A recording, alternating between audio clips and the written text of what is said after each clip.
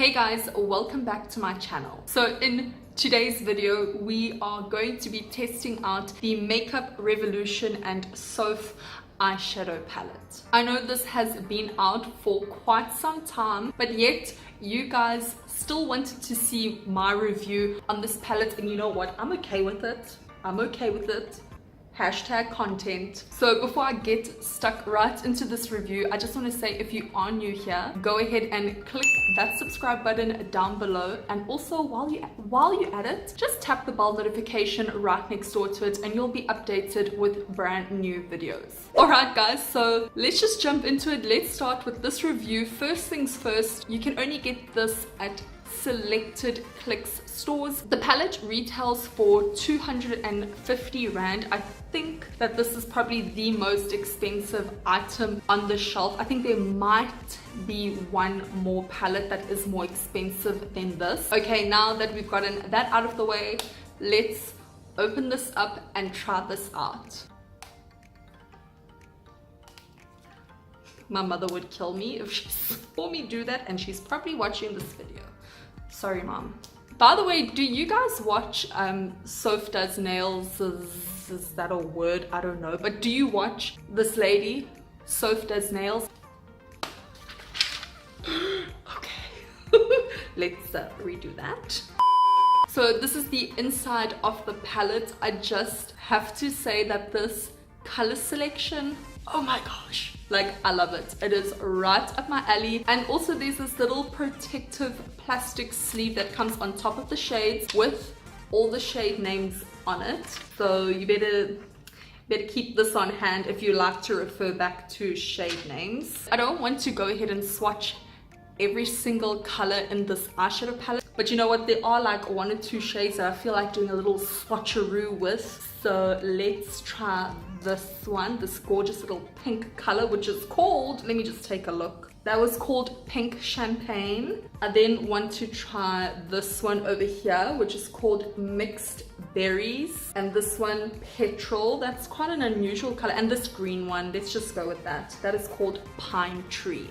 Okay, so this one is Pink Champagne. Oh my word, that is so pretty. I can just imagine using that as like an inner corner highlight. This one, which is called Mixed Berries, it's okay. It's not like blowing me away. I must say that it does look like a deeper purple inside the eyeshadow palette than swatched on my hand, but it is really, really stunning, I'm not gonna lie. Then this one that is called Petrol, that is so unusual. Like, it swatches brown, but in the pan it kind of looks blue. Like, that is the strangest thing ever. I feel like going in again and doing like a double swatch with that. Okay, so let's try that again. It still comes out like a brown, but maybe this is like a duochrome eyeshadow because it looks like blue in the pan, but it swatches brown, but it has a little bit of that blue reflect. That is so weird. And lastly, Pine Tree. Ooh, now that looks pretty. That looks so pretty. That is quite an unusual green color. I haven't seen many brands create an eyeshadow color like that. It almost looks like an acid green. Okay, so I just put some eyebrows on as well as some concealer underneath the brow and brought it down onto my lid. So as boring as it sounds, when I look at this palette today, I feel like going in for like a neutral brown golden shimmer moment. I'm so sorry that I'm not going to be playing around with all these bright colors. So to start off the look, I'm going to dip into the shade Copper Tea and just sweep that all over my crease. So there is quite a lot of kickback in the pan, but then again there is a ton of product that comes off the actual eyeshadow pan, so just be careful. I think I went a little too heavy-handed. I'm definitely gonna have to dust off quite a lot of that pigment. I'm definitely going to be a little bit more light-handed when working with this eyeshadow palette. Okay, let's get started. Let me see how this color looks on the lid and how it blends out. That is a very pretty transition shade. I'm very happy with that. And it was easy to blend out, but I feel like it has lost a little bit of the pigment. So I'm going to dip in again into that copper tea shade and just add a little bit more here onto the inner corners of my eye. I really love how that blended out. There are no like patchy bits to the eyeshadow. It's definitely gorgeous and easy to work with, so that's a plus so far. To deepen up the crease, I'm going to dip into the shade Tiramisu and lightly pack that on into my crease. So with that color, there wasn't a lot of kickback from that shade, so maybe it's only certain matte shades that have a little bit of kickback. And I'm not going to dust off the pigment because I just want to see how it performs. Again, no patchiness, blends out perfectly. Honestly guys, I'm not even saying this as a joke. This really feels like a high-end product. So for the brown, I am going to dip into Mug Cake and just apply that to the inner part of my eye as well as the outer corner, but leaving the middle of my eyelid so I can do a little bit of a spotlight halo eye thing. Okay, so Mug Cake actually has quite a bit of fallout. I didn't tap off my brush, so that might have been it. But then again, the reason why I didn't tap it off was because I wanted to keep a lot of that pigment.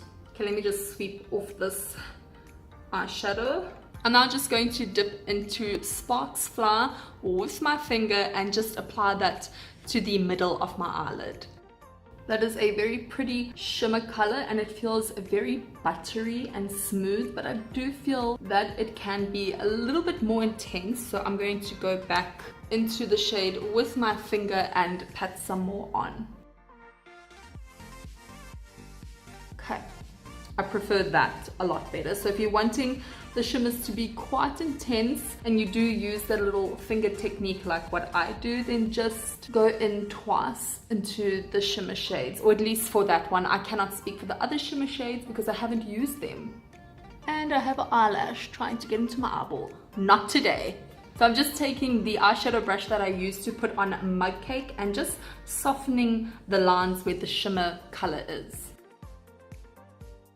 Now, of course, I have to do an inner corner, I can't speak today, an inner corner highlight. I know I said I wanted to do my inner corner, you see, this is difficult. My inner corner highlight with pink champagne, but something's just calling my name to this. It's like making my brush go right next door, and that's exactly what I'm going to do. Sorry, pink champagne, you'll have your moment next time.